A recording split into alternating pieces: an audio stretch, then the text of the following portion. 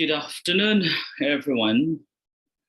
I will be presenting the summary of Paul Ricoeur's seminal work titled Evil, a Challenge to Philosophy and Theology. This is the second part of Module 4 on the problem of evil. And just like what I did in my other previous recorded lectures on philosophy of religion, what I will do here is, of course, I summarized the work and inserted some of my interpretations and copy and pasted passages from the article itself. And yeah, I put it into an essay type.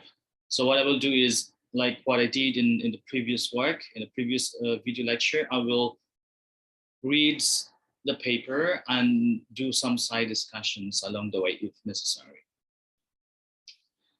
And so let me start. First of all, it is always a good idea to start with the articulation of the main intention of the paper and its structure.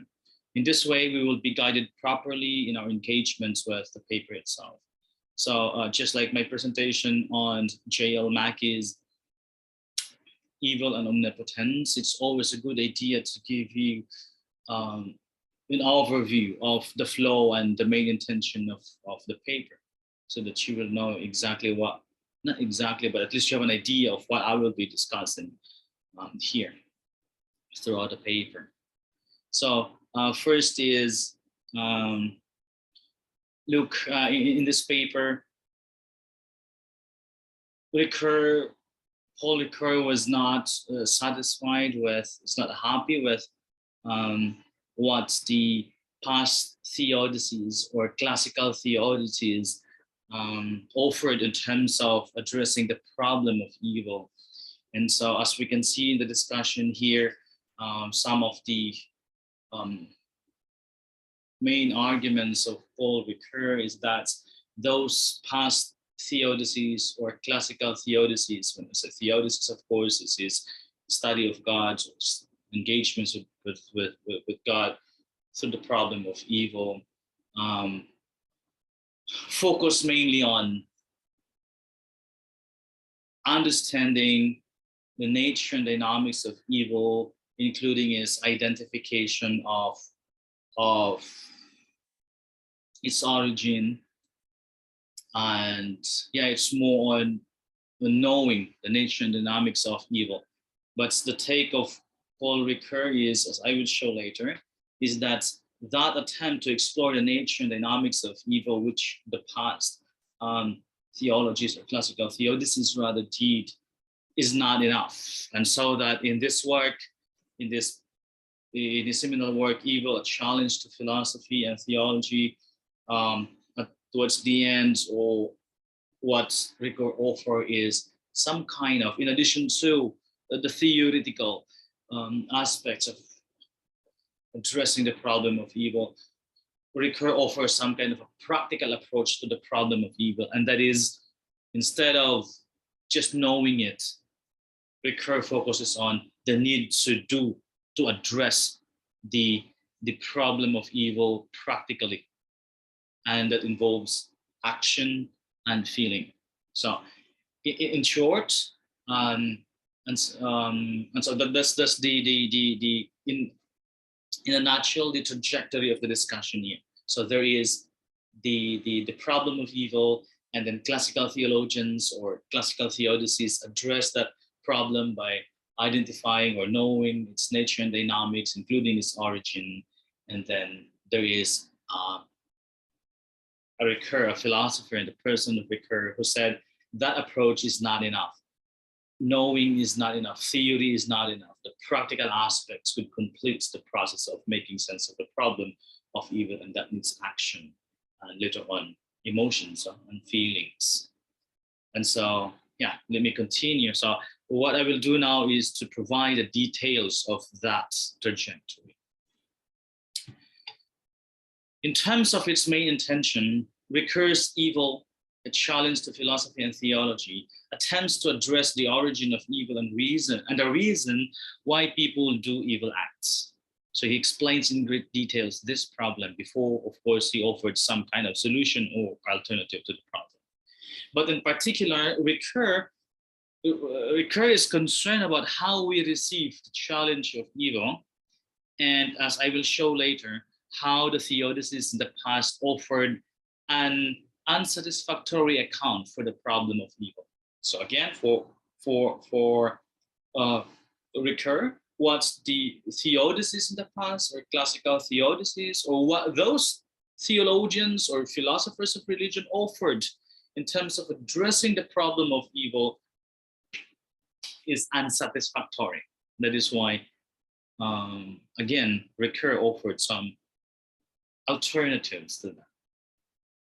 Hence, for Ricoeur, the problem, or better yet, the challenge of evil provokes us to think further about it because of the failure of the past theodicies.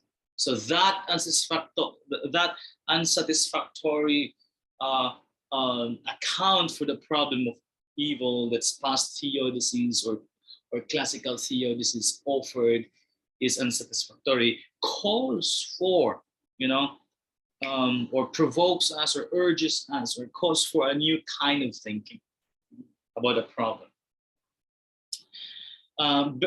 Better ideas, therefore, are required. And so therefore, Ricoeur is saying we need to rethink the problem of evil because it has not been addressed properly by those past theodicies.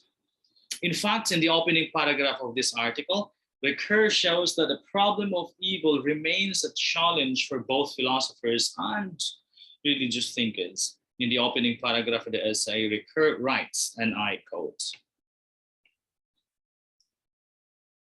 that both philosophy and theology encounter evil as a challenge, unlike any other. The greatest thinkers in both these disciplines are willing to admit. What is important is the way in which this challenge or this failure is revived.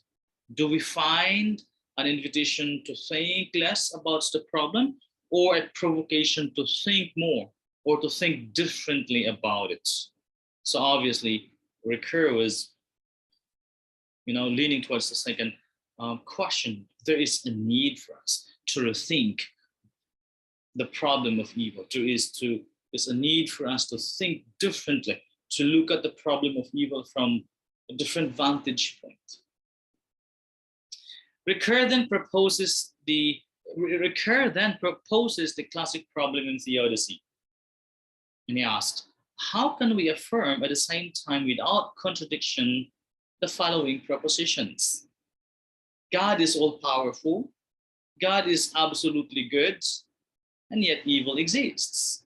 So if you remember our discussion on Mackey's evil and omnipotence, J.L. Mackey also picked these arguments or these propositions and argued that these propositions are contradictories.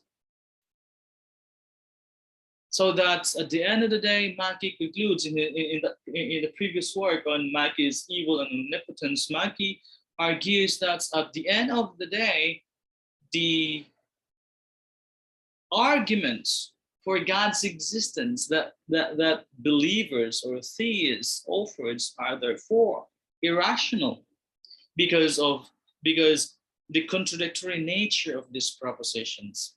And in this lecture, that argument is that the propositions are also, brought up by Ricoeur again.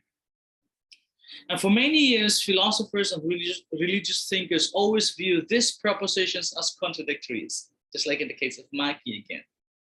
But it must be noted that for Ricoeur, they are not contradictories. So that is why in module 4 on the problem of evil, we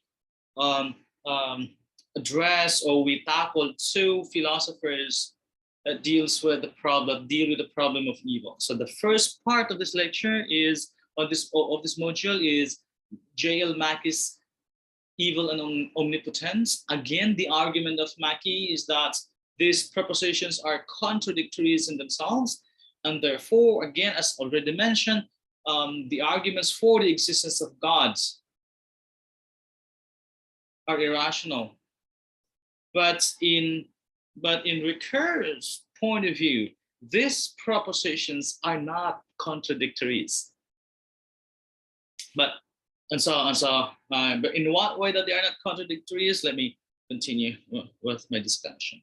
But it must be noted that for Ricoeur, they are not. So but it must be noted that for Ricoeur, they are not contradictory. Okay, so Ricoeur then explains his points by way of the flow of the paper, as this is the flow of structure of flow of the paper. And so what I will be presenting below are the following: a phenomenology of the experience of evil, and then I will briefly engage Ricoeur's take on, or Ricoeur's discussion on the origin of evil, and then in number 3, the third major part, reconnecting the work of thinking arising out of the enigma to other responses stemming from action and feeling. Okay, so as we can see, the first part talks about the magnitudes and complexity of the problem of evil from a phenomenological perspective, while the second part talks about the nature and origin of evil. The last part talks about thinking, acting, and feeling in connection with evil, which I see as an alternative that Ricoeur offers to the problem of evil. So again, just to give you an idea of the flow of the discussion here, the first part in the phenomenology of the experience of evil, Ricoeur discusses or presents the magnitude and complexity of the problem of evil from a phenomenological perspective. And so the second part, discussion of the origin of evil, again, Ricoeur talks about or discusses the nature and origin of evil. And after, after the presentation of the phenomenological experience of evil and the nature and dynamics of evil, including its origin, Ricoeur now offers the alternative to the unsatisfactory arguments offered by past theodicies. So let me start on the phenomenology of the experience of evil between blame and lament. It's a very famous concept in Ricoeur's take on evil. So according to Ricoeur, scholars, particularly those from the West, tend to equate evil with sin, suffering, and death. Now, so since, for example, the time of Saint Augustine, it was Saint Augustine during the medieval periods who articulates, the problem of evil and equated it with the idea of sin, suffering, and death. And for centuries, that is the kind of perspective that dominates the West. However, for Ricoeur, evil can be viewed in two different senses, namely evil and wrongdoing, and evil as suffering. Okay. So that's not evil and wrongdoing. That is evil as wrongdoing and evil as suffering. And so, instead of understanding evil from the vantage, or instead of equating evil with sin, suffering, and death, Ricoeur offers an alternative or another way of looking at evil, and here he discusses the idea of evil as wrongdoing and evil as suffering. Ricoeur then argues that these two understandings of evil belong to the heterogeneous categories, namely blame and lament. On the one hand, blame for Ricoeur happens when a person or when a human action violates the prevailing code of conduct and is declared guilty and worthy of being punished. So when we say blame for Ricoeur again, he argues that that condition happens when human actions violates prevailing code of conduct, norms of society or standards, and then the human person is declared as guilty and worthy of being punished. On the other hand, there is lament, or lament happens when one is experiencing or undergoing suffering. It is important to note that for Ricoeur, people do not make laments to happen. Instead, it befalls them. And it is also important to note that for Ricoeur, blame and laments oppose each other. Indeed, blame makes one a culprit, while lament reveals that one is a victim. By the way, of course, Ricoeur's paper is quite long and is a bit difficult to understand, so that I have to preempt my discussion on the importance of lament in this case. As I will show later, the idea here is this. As I mentioned a while ago, that for Ricoeur, the theodicies of the past, or classical theodicies, is unsatisfactory, or what they offer is unsatisfactory, because it is just concerned about knowing the nature and the dynamics of evil, including its origin. But what Ricoeur offers is action, addressing the problem of evil through action. And so the importance of lament in this case, or lament plays a central, not necessarily central, but lament plays an important part or role in Ricoeur's idea of, or takes off on evil, because in this work, Ricoeur wants to give voice to the complaints, to the laments of human persons, of the individuals, okay, who are victims of injustice, for example, who are victims of forms of violence and things like that. Okay, so there is this lament, there is this complaint from the end of the victims of injustice, which was silenced by the theodicies of the past, because the theodicies of the past again focused only on knowing the problem. And so with lament, with that complaint, which I will present in the concluding parts of the paper, Ricoeur offers some kind of practical alternative to the problem of evil, and that is action. There is a need for us to do good to the other. There is a need for us not to harm the other people. So instead of knowing the nature and dynamics of evil, again, Ricoeur emphasizes the idea of action, of doing something for the victims of injustice, for example. Okay, that is why at this point there is the introduction of blame and lament.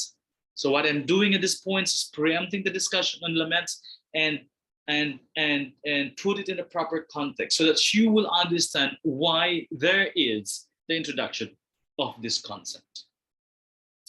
Let me continue.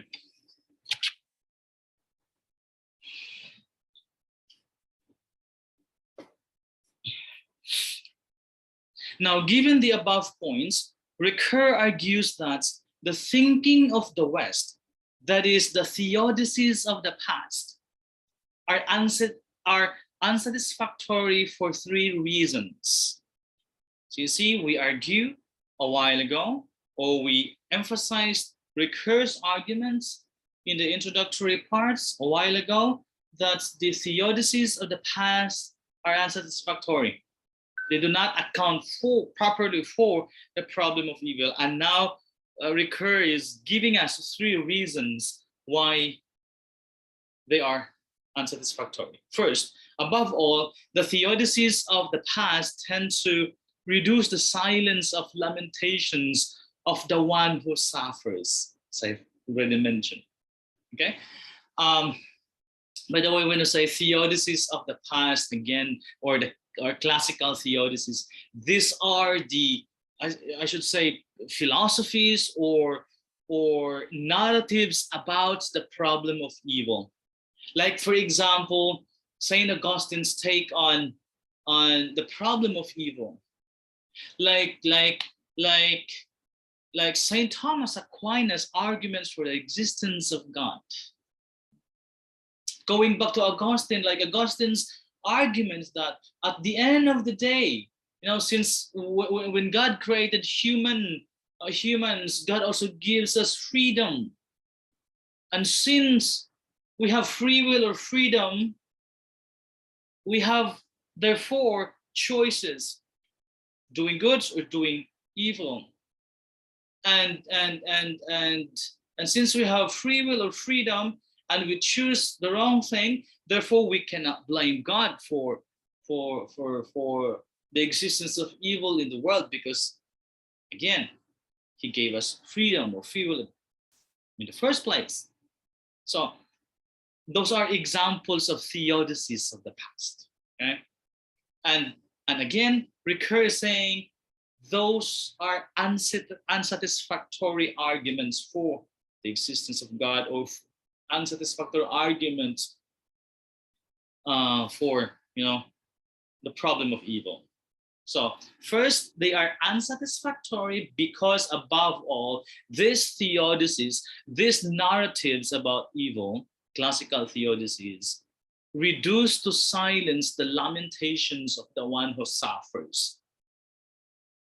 So, because as I already explained over and over again, these theodicies of the past focus only on knowing the nature and dynamics of evil, including its origin, instead of talking about the victims of injustice, the victims of evil in general, suffering. Second, these theodicies are rooted in grounds where philosophy and theology are superimposed in an unjustifiable fashion.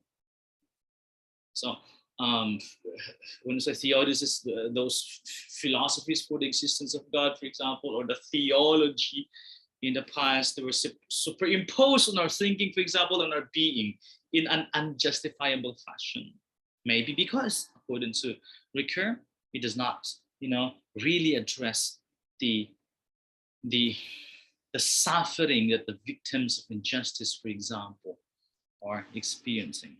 And third, they don't take into account the fact that the task to think may not be fulfilled by our reasoning, our systematic totalizations. These totalizing tendencies, this totalizing philosophy about the origin of evil.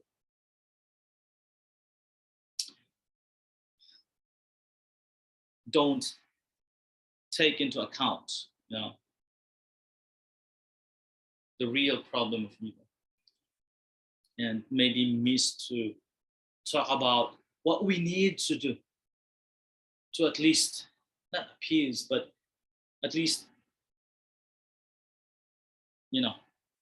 sympathize with the victims of injustice, or those who suffer from all forms of violence, for example.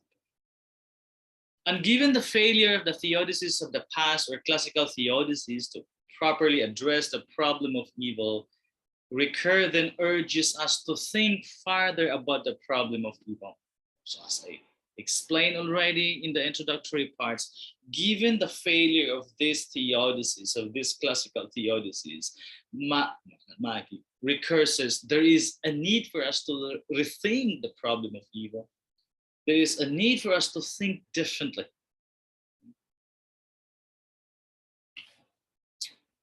But the question is, how do we think farther than a classical theodicies? How can we go beyond this kind of philosophizing, this kind of thinking? According to Ricoeur, we can think farther than the classical theodicies by thinking differently. And so this going beyond does not mean, going beyond the question itself. going beyond the classical question. But Ricoeur is saying, when we say thinking beyond or thinking differently, it's a different way of looking at the problem, and a concrete instantiation of that different way of thinking, different way of approaching the problem is, instead of talking again about this theoretical aspects about knowing the nature and dynamics of evil, we instead focus on what we can do about the problem of evil. So instead of the theory, there's the emphasis on the practical aspects, on action and feeling and emotions in Ricoeur. And that's what he exactly meant by different way of thinking. And the next question is, how is it possible? How is different thinking possible? According to Ricoeur, by seeking the doctrinal nexus for the thought in Christology, which involves abandoning the speculative thinking of classical theodicies. We do not need to go beyond this problem, this question. It's just that there's a need for us to dissect the problem or to engage the past theodicies, but at the same time abandoning its speculative thinking about the problem. So again, when we say speculative thinking, the theoretical understanding or the theoretical approach in engaging the problem of evil, which again and again and again involves just knowing the nature and dynamics of evil. This is because for Ricoeur, the classical theodicies did not do justice to the complaints, to the laments of the victims of suffering. So that's what I already have explained. These past theodicies did not do justice to the complaints, the laments of the victims of injustice. To reiterate over and over and over again, this past theodicies only deals with what evil is, how do we define evil, what are the types of evil, and unde malum, from whence comes evil, and things like that. And so in that theoretical, speculative approach in addressing the problem of evil, there is the I should say, a tendency to not necessarily set aside, but it misses, or it missed to zero in on the experience of the victims of injustice. So that's a different way of thinking about the problem according to Ricoeur, abandoning that kind of speculative thinking about the problem. As we can see, Ricoeur wants to give voice to the sufferings in life. That's thinking differently about the problem. Indeed, the acts of violence of humans towards each other, that is, the evil committed by someone towards other, causes suffering to the latter. And it is at this point where laments take center stage.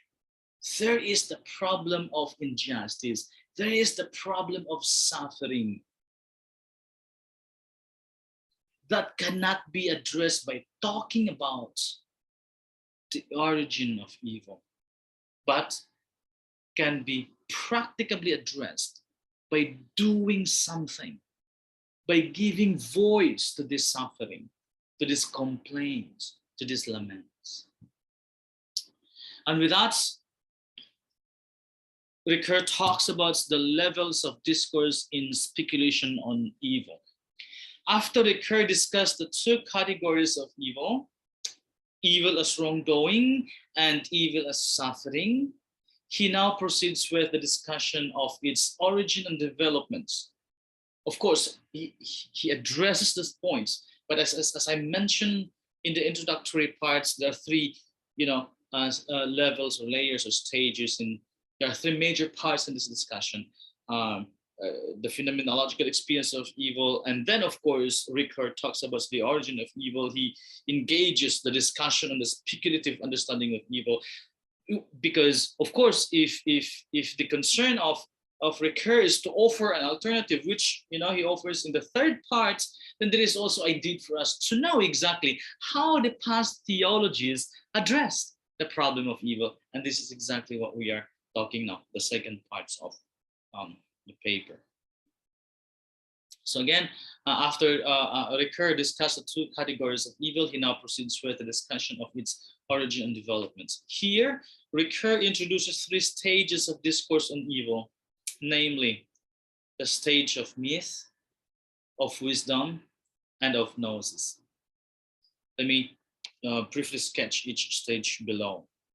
So Ricoeur is saying these stages is how the theodicies of the past address the problem of evil speculatively. So on myth. The main point here is that for Ricoeur, myth is a kind of narrative that portrays meaning through a story of origins. We know that too well when they say myth, from the Greek word mythos, which means I invent a story. And in myth, there is the emphasis on the invention of a story, but although the story is just an invention, it projects some kind of reality. Okay, so there is this narrative of, for example, how the world came into being in a mythical way. So the story is not necessarily realistic, but it projects some kind of reality. So that's how the ancient people, for example, attempted to make sense of the world. They explain the world in a mythical way. It asks the question, from whence comes evil? And we learn that for Ricoeur, myth tells how the human condition came about something, myth, according to Ricoeur, myth tells how the human condition came about as something generally wretched and miserable. Okay? The profusion of explanatory schemes, for example, the literature of the ancient Near East. There is the story of the human condition as wretched, as miserable. It must be noted that for Ricoeur, myth cannot account for or cannot answer the expectations of acting and suffering beings. In fact, according to Ricoeur, myth tends to confuse one's thinking on evil in at least three different ways.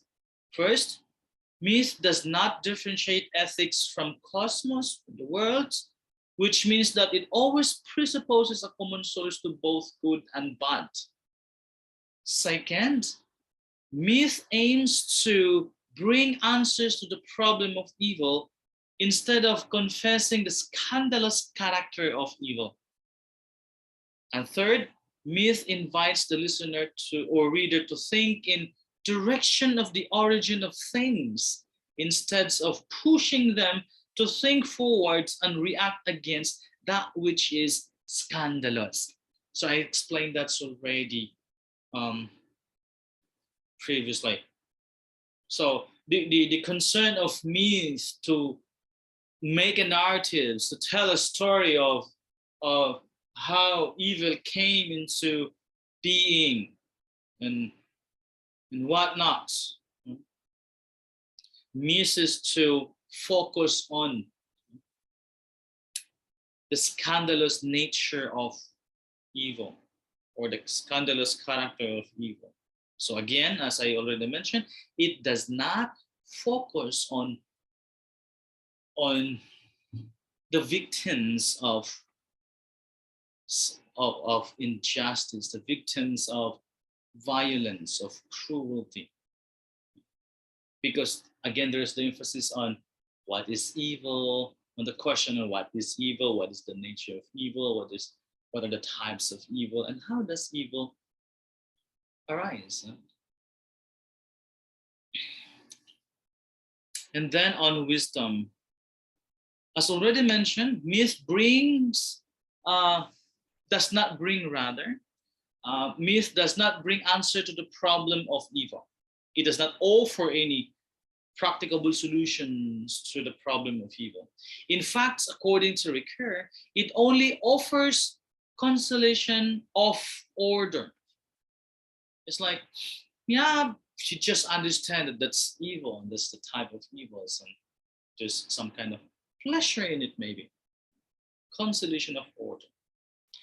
As Ricoeur writes, myth leaves unanswered one important part of the question, which is not just why, but why me? The point is, if someone is suffering, for example, because a loss of a loved one, or someone is having cancer,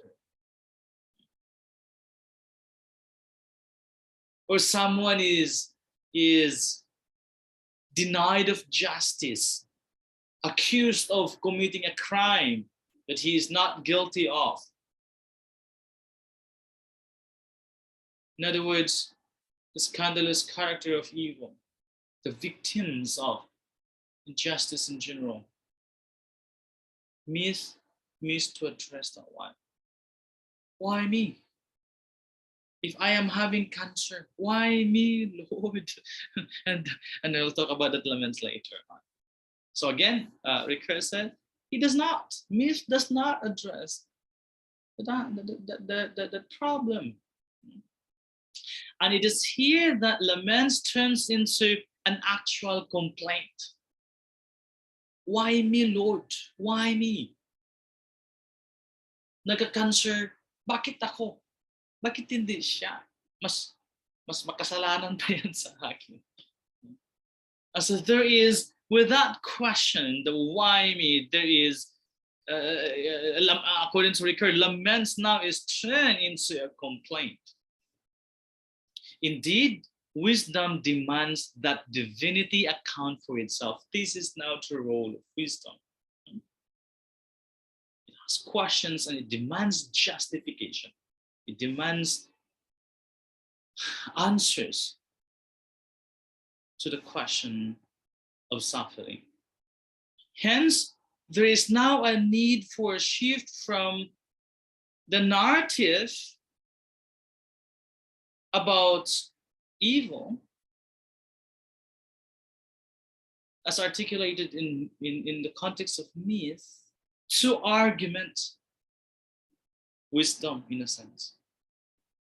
According to Ricoeur, a demand of an answer to the question, why is such the case for each and every one of us? So the theodicies in the past, after making sense of the problem of evil through a narrative, attempted to justify the existence of evil. But again, I want to preempt the discussion, or please take notes that later on, even if in the case of wisdom, the lament now is turned into a complaint and the victim of suffering, of injustice now question, but still wisdom is insufficient, is unsatisfactory for Ricoeur. So we are in the middle of the discussion, we're in the second parts of the paper. Still Ricoeur is talking about how the past theodicies addressed the problem of evil in a theoretical manner. So here there is again the shift from a narrative to the argument. As Ricoeur writes, myth must not only narrate the origins of evil in order to explain how the original human condition reached its present state, it also has to explain why such is the case for each and every one of us. This shift leads us from myth to the stage of wisdom. So this is what Ricoeur would like to show in this parts of the paper.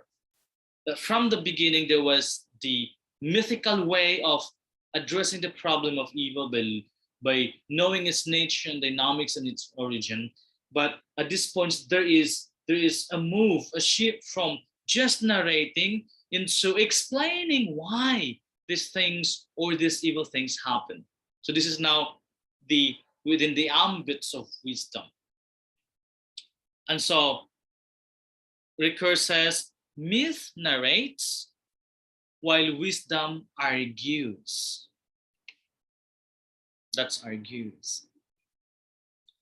And the first answer is retribution. In the context of wisdom, when we ask the question, why me? When we argue or when we demand for some kind of account or an explanation for the existence of suffering and things like that, there is the idea of the first answer to that, according to Ricoeur, is retribution. And it argues that all suffering is deserved as a punishment for some individual or collective sin. So the idea here is, in myth, there was a narration, an explanation of the nature and or dynamics and origin of sin. And from that narration, there is a move to the arguments seeking explanation as to the question about why that kind of suffering happens to someone, and that demands some answers. And the answer is that the Ricoeur offers is retribution. Of course, Ricoeur did not offer. This is what Ricoeur observes in the theodicies of the past, in the context of those philosophers or religious thinkers, as to the question, why me, as to the arguments, as to the wisdom parts of the problem of evil. Their answer, as Ricoeur sees it, is retribution. And what does that mean? The argument is, or the answer is, all suffering is deserved for some individual or collective sin. As punishment, all suffering is deserved as a punishment for some individual or collective sin. So we found that in the medieval thinkers like Augustine. I am a sinner. We are a sinner. We sin against God. We commit mistakes. And so therefore, we got to be punished. If we do evil things in this world, it's according to the classical theologians, and then God will throw us to hell. And so if one is suffering, the answer is, in the context of this discussion on wisdom, is, look, we deserve it because we are sinners. But for Ricoeur, the very notion of retribution loses its spell. The apportioning of misfortune can only appear as arbitrary, indiscriminate, and disproportionate. In short, according to Ricoeur, wisdom also cannot account for the sufferings of individuals. So again, as I mentioned already in the introductory parts, myth and wisdom cannot account for the problem of evil. They belong to what Ricoeur calls theodicies of the past. And their position, their narratives and arguments are unsatisfactory. And so we move to the next stage, on the gnosis and of anti-gnostic gnosis stage. For Ricoeur, the gap between wisdom and the classical theodicies has been filled by gnosis. Gnosis, the belief that we share the divinity of God. As Ricoeur writes, Western thought is in debt to Gnosticism, broadly conceived, for having conceived the problem of evil in terms of one all-encompassing problematic. Onde malum, whence come evil? But in addition to the problem of conceiving the problem of evil in terms of the all-encompassing question, from whence comes evil, is St. Augustine's speculation on the problem of evil. As we all know, Augustine takes the idea that evil cannot be held to be a substance, because to think of being is to think of something one, intelligible and good. Hence, it is philosophical thoughts that excludes every fantasy of evil as substantial, according to Ricoeur. And just as I discussion on the idea of substance and accidents, evil cannot be a substance, because in classical metaphysics, we have the difference between substance and accident. When we say substance in classical metaphysics, we are referring to beings that can exist on its own without, depending on, obviously, other things. It can't exist on its own. While an accident is something whose existence is dependent on something else. For a lack of a better example, allow me to use the analogy of the dance and the dancer. So, the dancer can be considered a substance because it is something that can exist on its own, while the dance is an accident because it is something whose existence is dependent on something else. Okay? Substance is defined as something that can exist on its own. Accident is something whose existence is dependent on something else. And so, suppose the dancer is dancing. You imagine the dancer is dancing. You can see the dance and the dancer at the same time, because you see the dancer is dancing. So you see the dancer, the substance, and the dance as accidents. If the dancer stops dancing, we can still see the dancer, because the dancer is the substance. It can't exist on its own even without the dance. But the act of dancing is no longer there because the dancer obviously stops dancing. And so the existence of the dance is dependent on the existence of the dancer. If the dancer dances, you see the dance, the accidents. But if the dancer stops dancing, you cannot see the dance itself, because again, it's accidents. It's dependence on the dancer. In this case, in Augustine's philosophy, in Augustine's theology, good is a substance while evil is an accident, because in the first place we simply define evil as the mere absence of goodness. And so the existence of evil is dependent on the good, but not the other way around, because the good can exist in itself even without evil. But anyway, and then Ricoeur discusses in detail Augustine's take on evil and its inconsistency. But at the end of it all, Ricoeur believes that Augustine's take on evil leaves unanswered the protest of unjust suffering by condemning it to silence in the name of a massive indictments of the whole of humanity. What we mean by a massive indictments of the whole of humanity, we are very familiar with Augustine's claim that in Adam we fall, in Christ we are saved. We have the idea of the fall of humanity. That we sin, that we suffer. And therefore there is a need for salvation. And that justifies the existence of the church, because Augustine said there is no salvation outside the church. In Adam we fall, we fell. In Adam we sin. And there is that idea of sin that needs punishments, but in this case, not just punishment, because of that sin.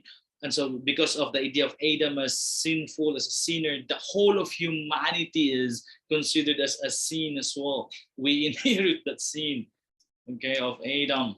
That is why everyone is a sinner. And so therefore salvation is necessary. And so that's, in a nutshell, Augustine's story of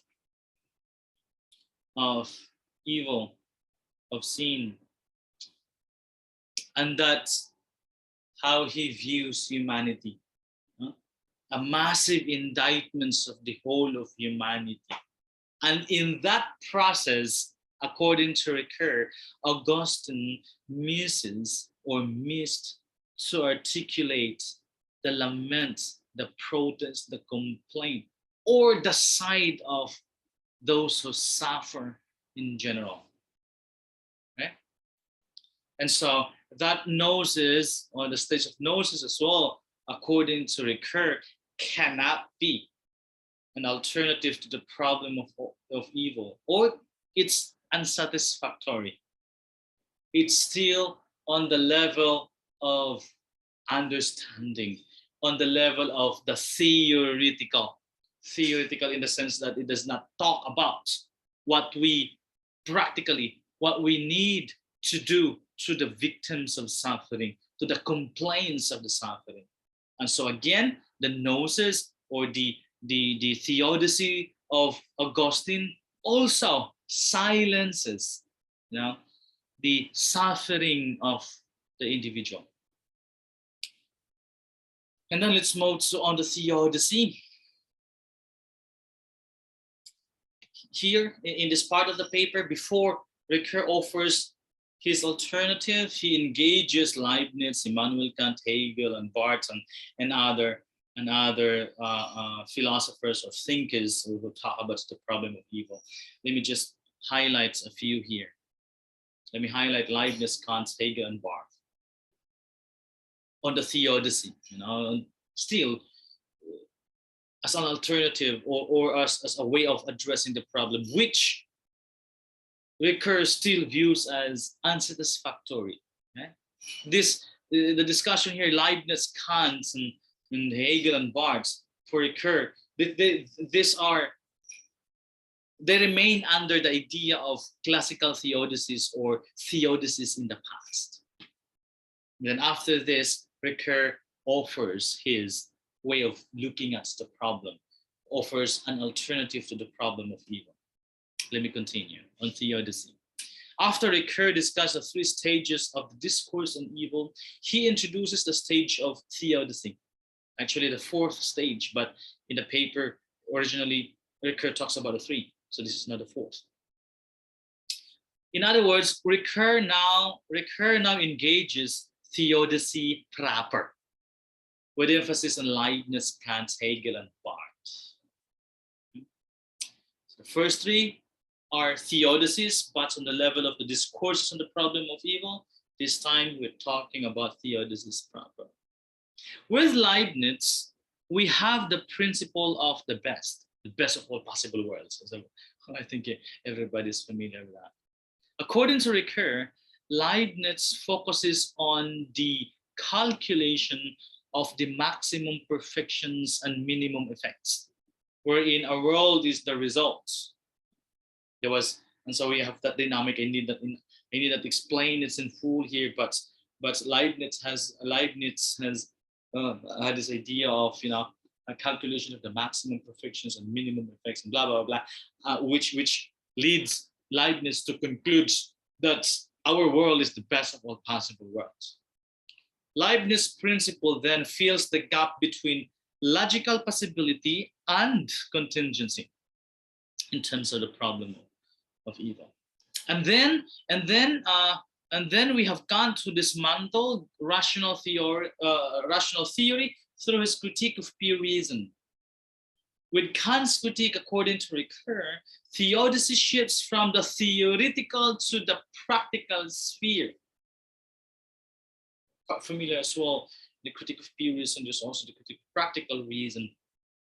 Also, Kant's critique, also in Kant's critique, theodicy is deprived of its ontological support, which leads into its reduction to mere transcendental illusion.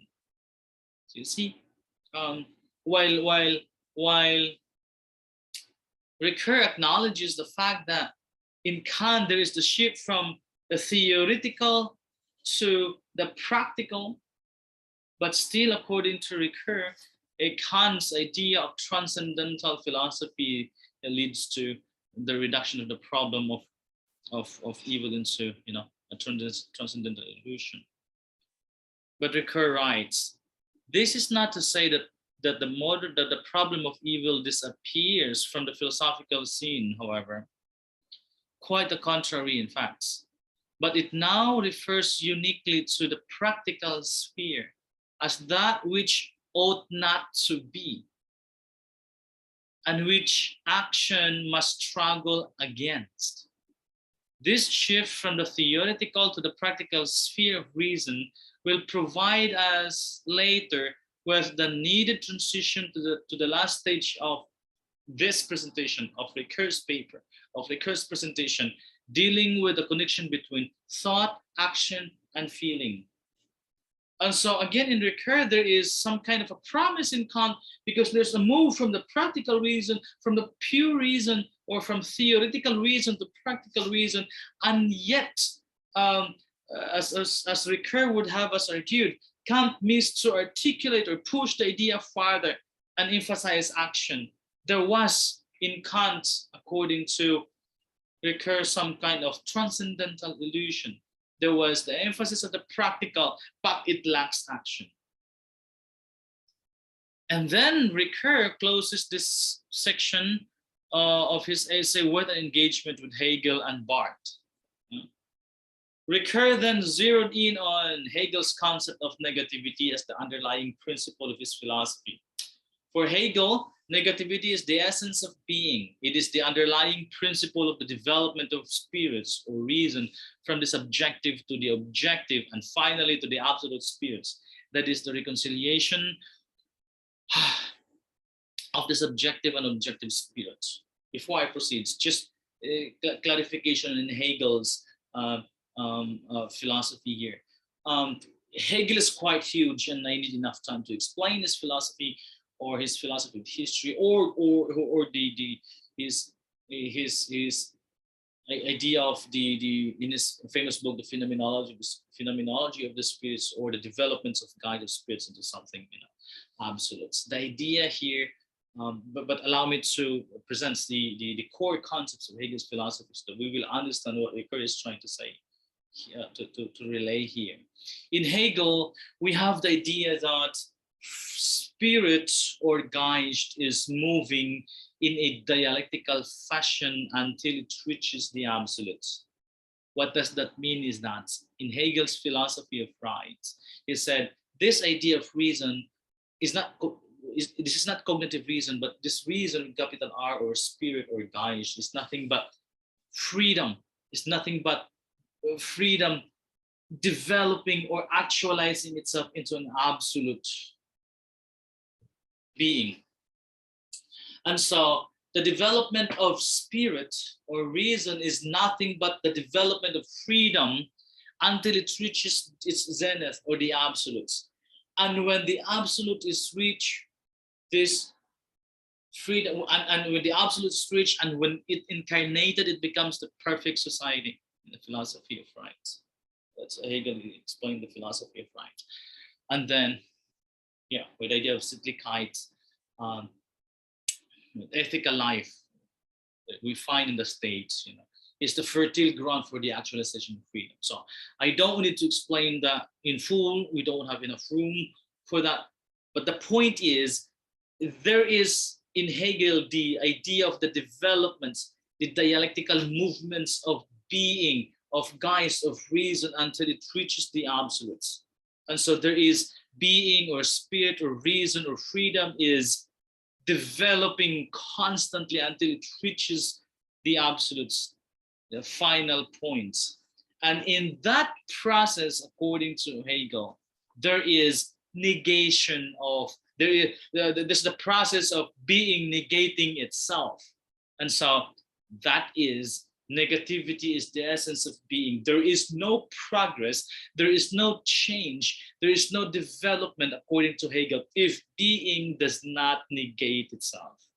And so there was the existence of a being, and that being negates itself, and it gives way to becoming, the sublation of that being, the actualization of that being into something. And that development is not necessarily eternal, but it's going to be a long process. Okay, so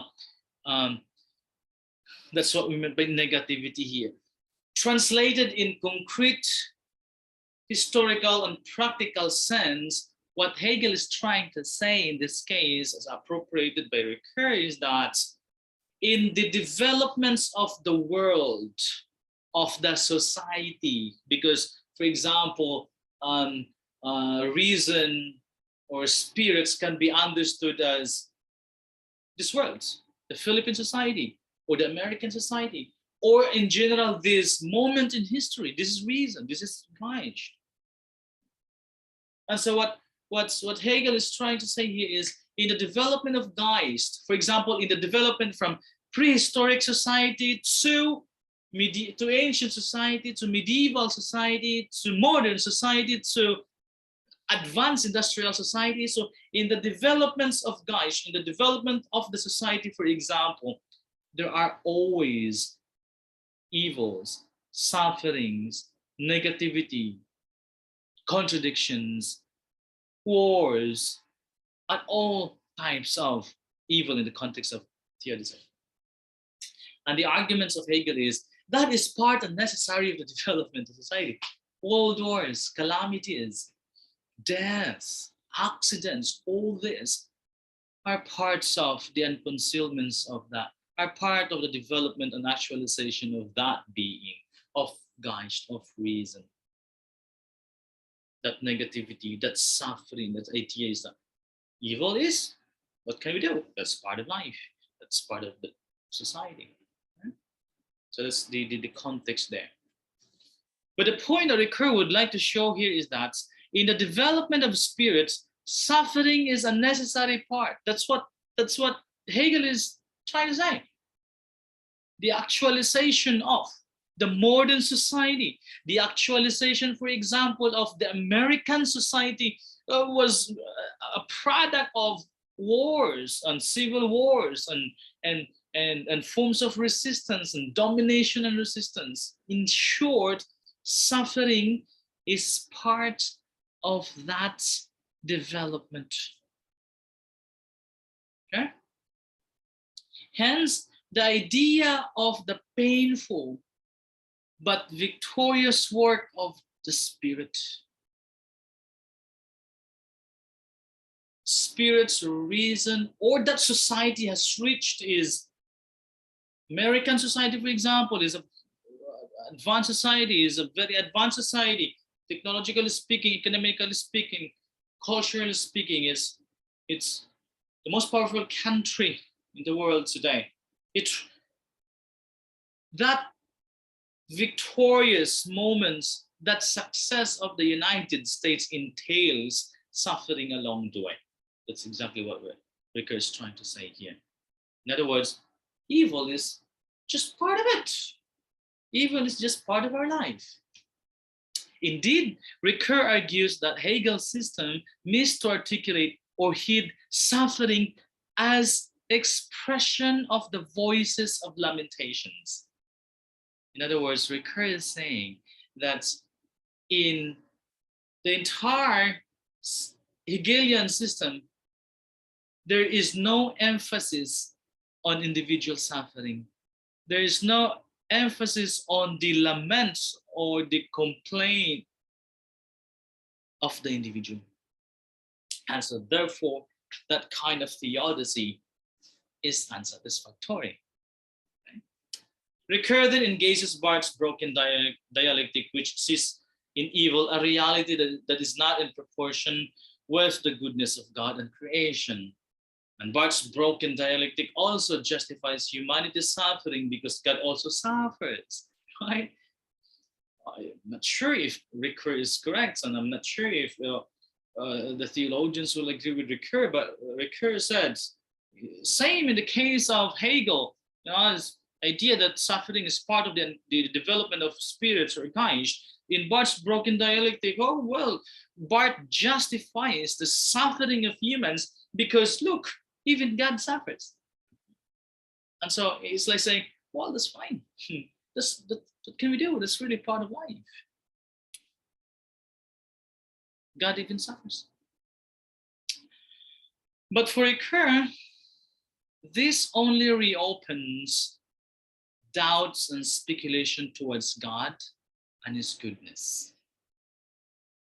So what we have discussed so far at this point are the theodicies in the modern context of Leibniz and Kant and Hegel and Barth. And we just discussed as well the different level of discourses on evil, like the mythical way of addressing or looking at the problem, and then we have addressing wisdom by way of arguments or from the vantage point of wisdom and in the context of gnosis. And as I mentioned many times already, according to Ricoeur, this theodicies, this classical theodicies are unsatisfactory to account for the problem of evil. Because first, it silences, or they silence the sufferings of the victims of injustice. It silences suffering. It also does not, or those classical theodicies also did not talk about what we can do, no, to those who suffer. It did not give voice to suffering in general. And so again, they are unsatisfactory for Ricoeur. And that is why we are led to the last part. Ricoeur's not necessarily solution, Ricoeur's alternative to the problem of evil, on thinking, acting, and feeling with regard to evil. As we can see for Ricoeur, all the accounts on evil that we have just discussed above have not properly addressed the problem of evil. But Ricoeur argues that the problem of evil remains a challenge that needs to be addressed. So evil is a serious issue. Those theodicies in the past, classical theodicies, have not properly addressed this problem. But that doesn't mean that we have to yield or surrender or become jaded and say we cannot address the problem anymore. All the great thinkers in the past have failed, but Ricoeur said there's something that we can do in this situation or in this context. Evil remains a challenge, and so therefore we are not forced but under obligation to respond to it. It is here where Ricoeur introduces this notion of action, feelings, and emotions as an alternative, or as the alternatives to the problem of evil.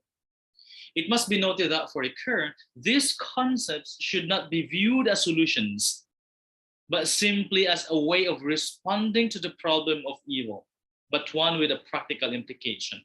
Please take note of this, that Ricoeur did not view his thoughts, his alternative, as the ultimate solution to the problem of evil.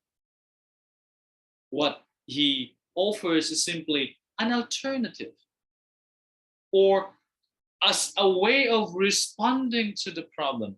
It may or may not be successful, it may or may not address the problem, but the argument of Ricoeur is that at least it has some practical implications. At least it may produce some good, in other words.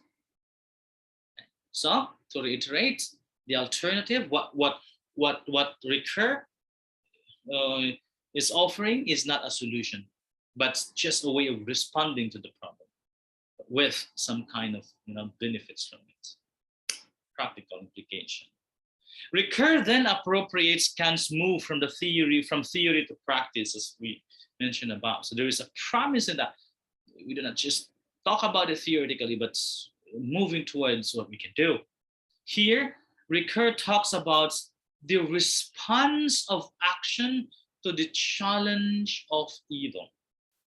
This means instead of addressing the problem of evil theoretically, that is, explaining the nature and origin of evil as the past Theodicies did, Ricoeur summons us to act on it. In other words, Ricoeur is saying we must fight against evil. Instead of explaining its nature and dynamics and origin, we got to do something about it. We have to fight against evil. And this implies giving voice to suffering, doing justice to the victims of suffering, as Ricoeur writes. For action, evil is above all what ought not to be. It should not have happen. That suffering, that injustice, that all types of debauchery ought not to happen. Here, let me read the passage. For action, evil is above all what ought not to be, but what must be fought against. In this sense, action inverts the orientation of looking at the world. I think it's appropriate to so that you can fully make sense of what Ricoeur tried to say here is to bring Marx's idea of the thesis 11, the 11th thesis of his thesis on Feuerbach. Marx says the problem with philosophers is that they interpret the world, but the point is to change it, do something about it, action. The problem with in other words, the problem with the past theodicies, according to Ricoeur, is that they just interpret it, they just talk about it, they just narrate something about it, they just argue about it. The point is, we got to fight against it. We got to do something about it. Okay. So in this sense, action inverts the orientation of looking at the world. Myth tends to pull speculative thought back towards the origin of things. From whence comes evil? It asks. Theoretical. The response, but not solution, of action is to act against evil. Our vision is thus turned towards the future by the idea of a task to become accomplished, which corresponds to that of an origin to be discovered. But Ricoeur admits that the response of action is not enough. Ricoeur then argues that emotional response is a necessary complement to action. Just before I proceed, let me just reiterate the points that instead of myth and wisdom and gnosis, instead of talking about the problem theoretically, instead of addressing it from the vantage point of theory and from vantage points of narrative and arguments, there's a need for action according to Ricoeur. That we need to fight against evil. That we need to do something about it. And in practical terms, that also means doing good to other people, action. By not harming other people, that is the action itself. By being kind and generous and sympathetic, understanding, being civil to others. But of course, in Ricoeur, there is the emphasis on giving voice to the victims of suffering. Their complaint must be heard, must be acknowledged. So action is the best alternative to the problem of evil. But as I show here, for Ricoeur, action is not enough. There's a need for emotion, feelings and emotion to come in as a necessary complement to action. So action and emotion, including feelings, of course. Ricoeur views the emotional response as a catharsis of emotions. A catharsis in psychoanalysis is the release of libido.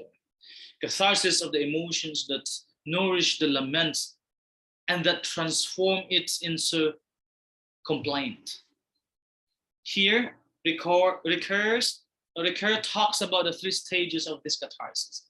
But before I proceed to that, I have to emphasize the point that this kind of complaint is not just ranting or is not just complaining for the sake of complaining or making noise and blah, blah, blah, blah.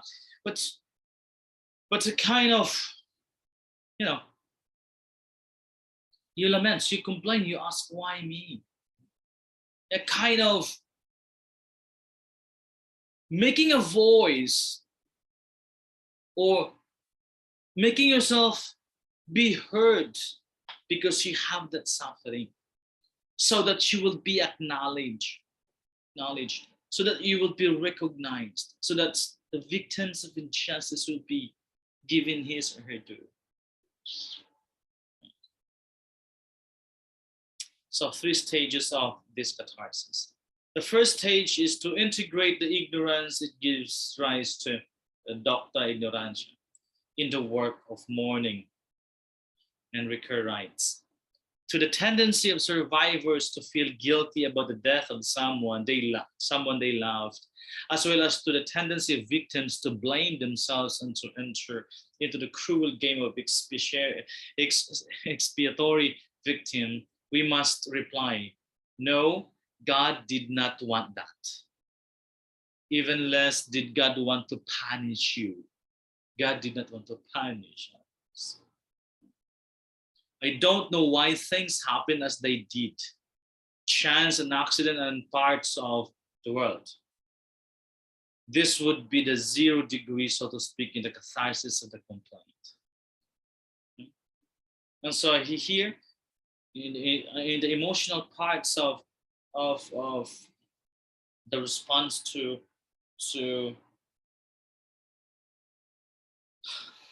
the problem of evil is the idea of ignorance. God did not want it. And understanding that God did not want to punish us. The second stage, according to Ricoeur, is to allow the laments to develop into a complaint against God. Should not misinterpret Ricoeur here. It's not going against God. That complaint, that lament is not blaming God, is not going against God, but it's some kind of a friendly complaint to a powerful being, to the one who can help you. Like a son or a daughter complaining against the mother or the father. It's just a complaint, but that going against the parents. According to Ricoeur, it invites us to pursue this course even to the point of articulating a theology of protest. But this complaint against God turns out to be an impatience of hope.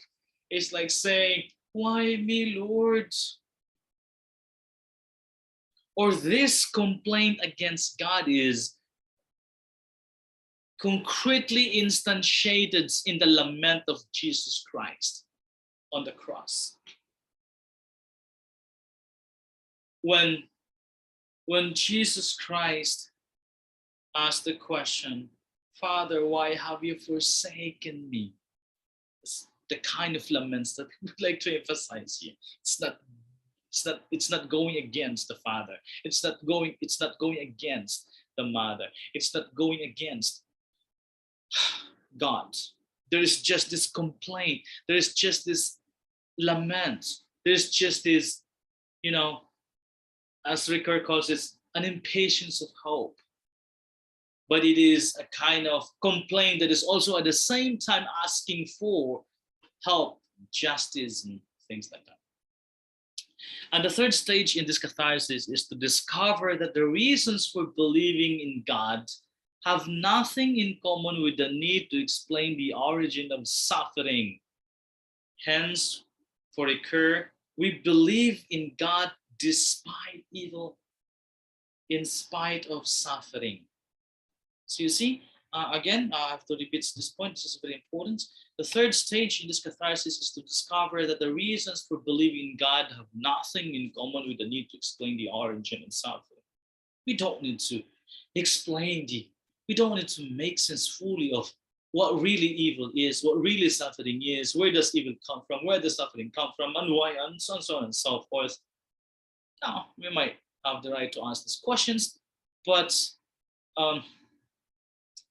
for Ricoeur, the belief in God, has nothing to do with questioning the suffering. But we believe in God despite evil, despite suffering. Ricoeur writes, suffering is only a scandal for the person who understands God to be the source of everything that is good in creation, including our indignation against evil, our courage to bear it, and our feeling of sympathy towards victims. That's all for Ricoeur's take on the problem of evil. Thank you very much.